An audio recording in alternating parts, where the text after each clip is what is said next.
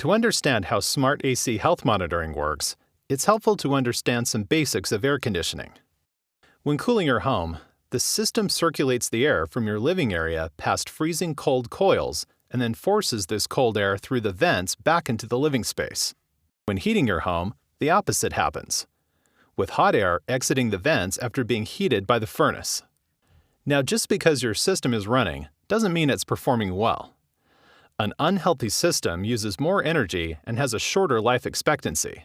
Together, these can cost you thousands of dollars over the lifespan of your AC system. Despite this fact, 80% of homeowners are doing nothing to maintain their systems, virtually guaranteeing an expensive breakdown, which seems to always happen at the most inconvenient time. That's what makes SmartAC so powerful. We perform daily health checks with over 50,000 temperature and airflow readings every day. The comfort sensor monitors the hot or cold air coming from your vents. Tracking the performance of the system allows us to detect small problems before they become costly repairs. The filter sensor tracks the lifespan of your air filters, alerting you when they need to be changed. Optimizing filter replacements can save you up to 15% on your energy bills. The water sensor guards against leaks and clogs that can cause catastrophic damage to your home.